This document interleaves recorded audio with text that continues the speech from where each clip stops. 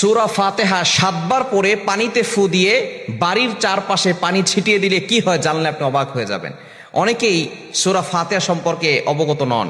সূরা ফাতিহার ভিতরে শেফা রয়েছে।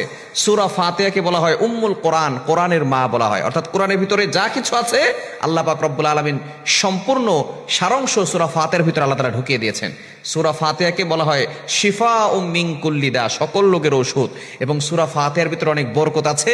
এবং সূরা ফাতিহাকে বলা হয় দোয়া। দোয়া কবুলের জন্য সূরা ফাতিহা কিন্তু আপনি পড়তে পারেন।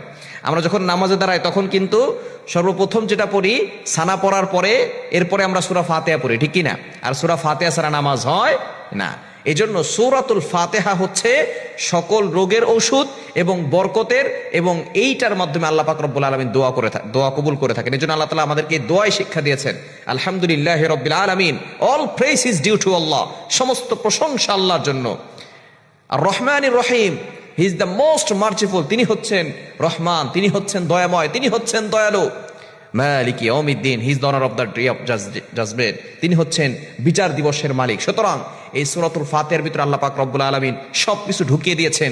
এই সূরা ফাতিহার আল্লাহর প্রশংসা করে এরপর আমরা দোয়া করি, ইহদিনাস সিরাতাল মুস্তাকিম, দোয়া করি না আমরা আল্লাহর কাছে? দোয়া করি ইয়াকা নাবুদু ওয়া ইয়াকা নাস্তাইন, ইহদিনাস সিরাতাল মুস্তাকিম, আল্লাহ তোমার ইবাদত করি, তোমার কাছে সাহায্য চাই। এরপর আমরা বলি আল্লাহ আমাকে সঠিক পথ দেখান। এভাবে আমরা আল্লাহর কাছে দোয়া করি। সুতরাং সূরা ফাতিহা হচ্ছে দোয়া কবুলের অন্যতম একটি অস্ত্র। এই সূরা ফাতিহার ভিতরে অনেক শেফা রয়েছে। সূরা ফাতিহা 7 বার পরে কোনো ব্যক্তি যদি পানিতে ফু দিয়ে ওই পানিটা খায়, যত বড় ধরনের রোগ হোক না কেন আল্লাহ পাক রব্বুল আলামিন তাকে শিফা দান করবেন। ইয়াকিনের সাথে, বিশ্বাসের সাথে যদি আমল করতে পারেন অবশ্যই আল্লাহ তাআলা শিফা দান করবেন। হ্যাঁ, যদি বড় সমস্যা হয়ে যায় আপনি ডক্টর দেখাবেন, এরপরে দোয়াও লাগবে, দাওয়াও লাগবে। এখন কোনো ব্যক্তি যদি সূরাতুল ফাতিহা 7 বার পরে পানিতে ফু দেয়, ওই পানিটা যদি ঘরের চারপাশে ছিটিয়ে দেয় আল্লাহ পাক রব্বুল আলামিন ওই ঘরের ভিতরে বরকত দান করবেন।